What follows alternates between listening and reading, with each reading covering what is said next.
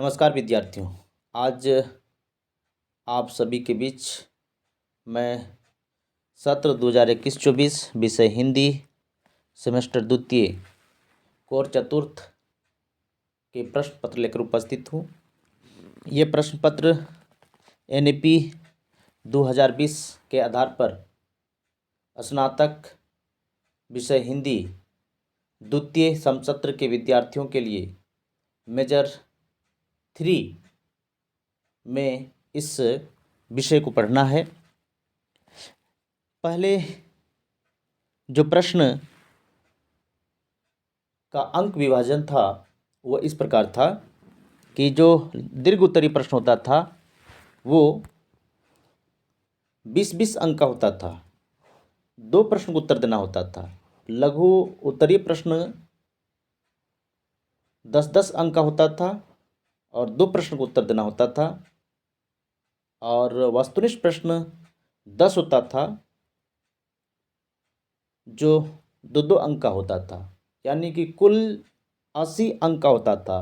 लेकिन NEP 2020 के पाठ्यक्रम के अनुसार विषय में अंक का विभाजन में भी बदलाव हुआ है और अब 75 अंक का बाह्य लिखित परीक्षा होती है, जो 15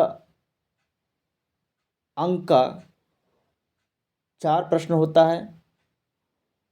लघु उत्तरीय या व्याख्यात्मक प्रश्न 2 प्रश्न होता है जो 5-5 अंक का होता है, और 5 वस्तुनिष्ठ प्रश्न होता है जो 1-1 अंक होता है।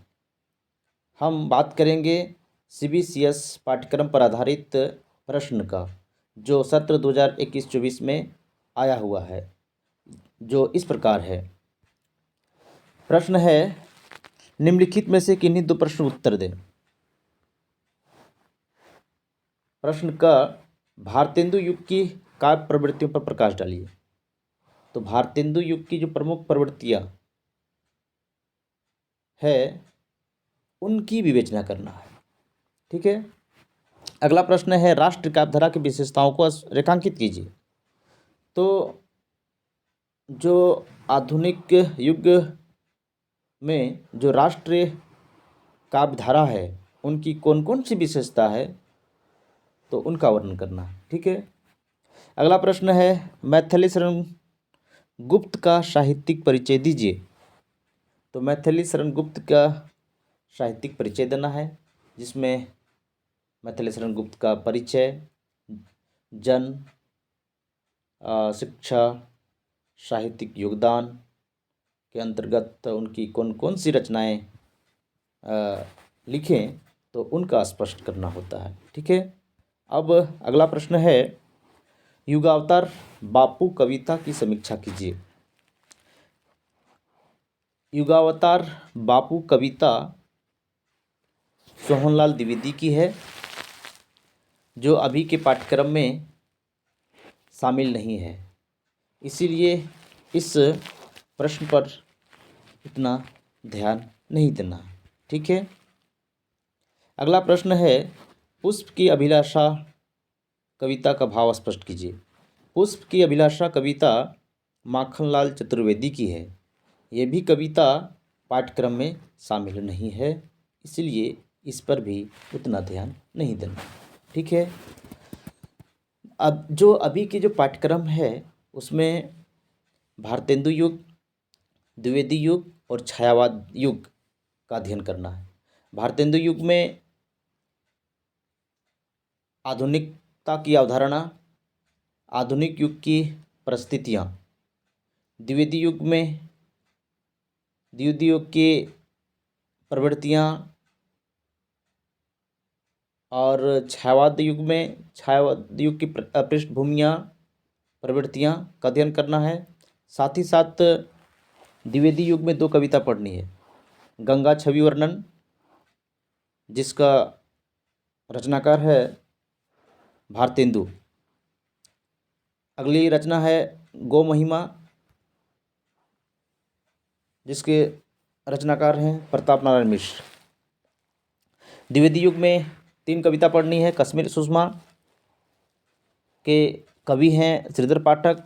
करमवीर करमवीर के कवि अयोध्या से उपाध्याय हरिओद। तीसरी कविता है मनुष्यता, जिसके रचनाकार हैं मैथिली शरण गुप्त। छायावाद युग में 4 कविता पढ़नी है। छायावाद के 4 प्रमुख स्तंभ कवि जयशंकर प्रसाद की कविता किरण, सूर्यकांत त्रिपाठी निराला की तोड़ती पत्थर, सुमित्रानंदन पंत की प्रथम रश्मि, महादेवी वर्मा की मैं नींद भरी दुख की बदली। इन चारों कविता छायावाद युग में पढ़नी है। ठीक है, अब आगे बात करते हैं। निम्नलिखित में से किन्हीं 2 प्रश्न उत्तर दें। आधुनिकता की अवधारणा स्पष्ट कीजिए। ये पाठ्यक्रम में शामिल है, इस प्रश्न को अच्छी तरह से देख लेंगे। अगला प्रश्न है, हिंदी साहित्य में महावीर प्रसाद द्विवेदी के अवदान पर विचार कीजिए। यह भी महत्वपूर्ण प्रश्न है कि हिंदी साहित्य में महावीर प्रसाद द्विवेदी का क्या योगदान है, इस पर प्रकाश डालना है। ठीक है। अगला प्रश्न है, पर्वत की अभिलाषा कविता का सारांश लिखिए। ये कविता नहीं पढ़नी है, यह कविता माखनलाल चतुर्वेदी की है। अगला प्रश्न है, कर्मवीर कविता का आशय स्पष्ट कीजिए। यह कविता पढ़नी है, यह कविता अयोध्या से उपाध्याय हरिओद की है, इसलिए इस प्रश्न को ध्यान से पढ़ेंगे। अगला प्रश्न है, सोहनलाल द्विवेदी का जीवन परिचय दीजिए। यह भी पाठ्यक्रम में शामिल नहीं है, इसलिए इस पर उतना ध्यान नहीं देना। ठीक है। अब बात करते हैं वस्तुनिष्ठ प्रश्न पर। वस्तुनिष्ठ प्रश्न 5 रहेगा, जो प्रत्येक प्रश्न 1-1 अंक का होगा। लेकिन यह CBCS पाठ्यक्रम पर आधारित थे। पहले 10 प्रश्न होता था, 2-2 अंक का होता था, है ना। चलिए देखते हैं। प्रश्न इस प्रकार, भारतेंदु हरिश्चंद्र का जन्म कब हुआ? तो भारतेंदु हरिश्चंद्र का जन्म 1850 ईस्वी में हुआ। तद्दीय समाज के संस्थापक कौन थे? तद्दीय समाज के संस्थापक भारतेंदु हरिश्चंद्र। द्विवेदी युग की समय सीमा लिखिए। द्विवेदी युग की समय सीमा वैसे 1900 से 1920 तक माना जाता है, लेकिन कोई कोई विद्वान 1900 से 1918 तक माने। अगर दोनों ऑप्शन है या फिर ये दोनों काल सीमा लिखेंगे तो दोनों सही माना जाता है। ठीक है। अगला प्रश्न है, प्रिय प्रवास किनकी रचना है? यानी प्रिय प्रवास किनकी कृति है? तो यह जो कृति है अयोध्या से उपाध्याय हरिओद की है। प्रिय प्रवास को खड़ी बोली का प्रथम महाकाव्य माना जाता है। अगला प्रश्न है, अन्वेषण कविता के कवि कौन है? तो अन्वेषण कविता के कवि जो है वो है रामनरेश त्रिपाठी। ये कविता अभी के पाठ्यक्रम में नहीं पढ़नी है। हरिओद का पूरा नाम लिखिए। अगला प्रश्न क्या है कि हरिओद का पूरा नाम लिखिए। तो हरिओद का पूरा नाम क्या है? अयोध्या से उपाध्याय हरिओद। इनकी कौन सी कृति अभी आप जान पढ़ें? प्रिय प्रवास। अगला प्रश्न है, मैथिली शरण गुप्त का जन्म कहाँ हुआ था? तो मैथिली शरण गुप्त का जन्म चिरगांव झांसी में हुआ था। अगला प्रश्न, साकेत का प्रकाशन कब हुआ? साकेत किसकी रचना है? मैथिली शरण गुप्त की रचना है। इसका प्रकाशन कब हुआ? 1916 ईस्वी में हुआ। अगला प्रश्न, हरिश्चंद्र चंद्रिका पत्रिका के संपादन कौन थे? तो हरिश्चंद्र चंद्रिका पत्रिका के संपादन भारतेंदु हरिश्चंद्र थे। इसके अतिरिक्त इनकी 2 और पत्रिका है, वह है कविवचन सुधा और बाला बोधिनी। अगला प्रश्न है, पूजा गीत किनकी कविता है? तो पूजा गीत सोहनलाल द्विवेदी की कविता है। यह कविता अभी के पाठ्यक्रम में शामिल नहीं है। और इस तरह से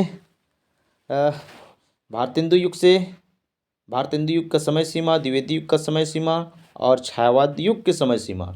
छायावाद युग के 4 कवि जयशंकर प्रसाद, सूर्यकांत त्रिपाठी निराला, सुमित्रानंदन पंत और महादेवी वर्मा, इनके जो कविता पढ़नी है उनको याद कर लेना है। प्रसाद की किरण, निर्मला की तोड़ती पत्थर, पंत की प्रथम रश्मि, महादेवी वर्मा की मैं निर्भरी दुख की बदली, इन कविता की समीक्षा देख लेंगे। और पंक्तियाँ भी प्रश्न में पूछा जा सकता है जो व्याख्यात्मक होगा। और इस तरह से ये प्रश्न आप सभी को अगर अच्छा लगा है तो कृपया लाइक, शेयर और सब्सक्राइब करें। धन्यवाद।